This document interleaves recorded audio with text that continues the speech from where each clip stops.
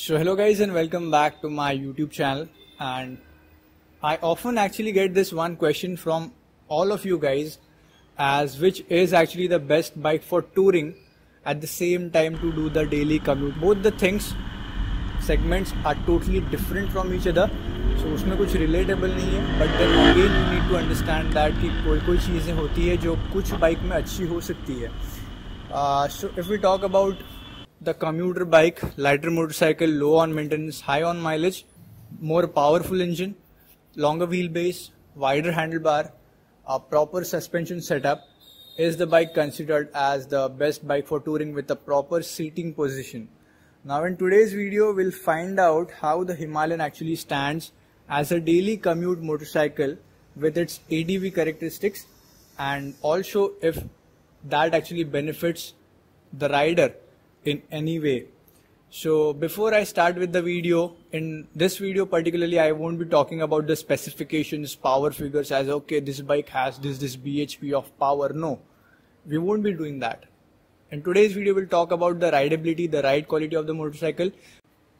So to describe the motorcycle in one statement, I'll say that it's pretty good but not the best. Now technically it's ADV made for highways and off-roads, but then again to reach there we actually need to go through the annoying part which is also called as cities, and in our case it's Mumbai, thanks to the government's poorly executed metro construction, at the same time bad road conditions, and not to forget special visit from the rain.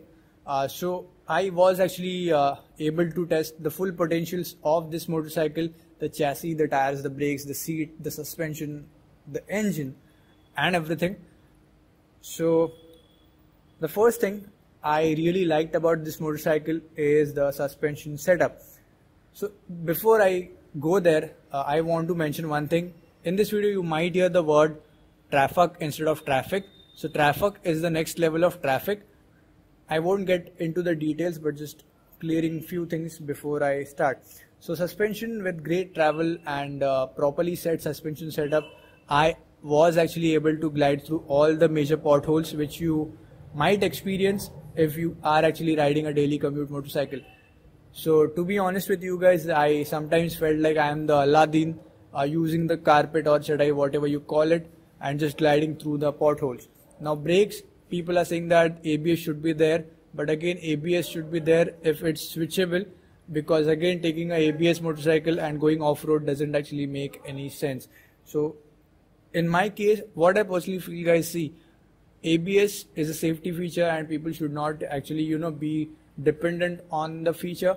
Once you actually get used to the motorcycle, it doesn't actually matter if it has a disc brake or drum brake, ABS, non-ABS, it doesn't actually matter. What matters is how well you know the motorcycle and how well you are at handling the same. So the front actually lags a little bit bite, I feel. The rear has a tendency to lock up on panic braking, but then again if you are actually used to the motorcycle, see, the things which I just said, I experienced those things in the first 2 or 3 days. After that I got used to the motorcycle, and after that I never actually experienced the locking issue or the front wheel lacking the bite. If you press it hard, the front brake, the bike will definitely stop, but then again you actually need to put extra efforts. So guys, the engine is pretty torquey and can pull easily in traffic, ideal for the tempo, cab, scooty guy, overtake with ease. Now the low at the same time mid-end torque is pretty good, usable on this motorcycle.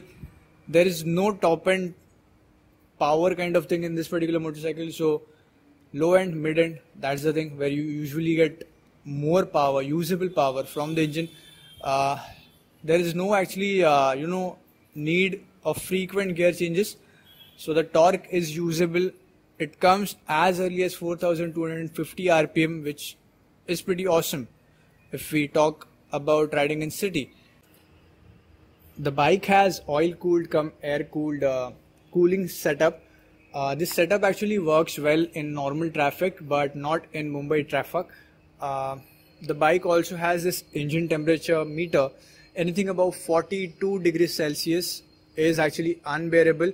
if you are actually in non-moving or like slowly moving traffic, which you usually experience in traffic hours like early morning before 10 and after 6 p.m.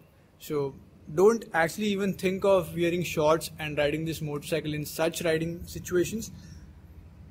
You can actually feel your eggs on fire. So for the cities where there is normal traffic, I'll say go for it. It's bearable. For the cities like Mumbai, Delhi, Bangalore, Hyderabad, riding it in peak hours, don't even think about it. Now technically I am a skinny guy but taller at the same time, and thanks to my mom for providing me Complan, not a paid review for Complan. The weight actually gets divided on my both the legs, and I managed to handle the bike easily with confidence. If you are a tall guy, you won't feel any weight, but it can be a problem for short riders. The reach to the handlebar while filtering or taking U-turns, they might experience the weight. At the same time, the reach to the handlebar, they might experience a little bit of trouble. Now mileage wise, on the Google it's showing 36 kmpl, but the figures are not that true. In my test I actually got 23 to 27 kmpl. So 23 to 27 kmpl, not ideal if you are using it as a daily commute bike. The clutch, it's pretty heavy and hard at the same time.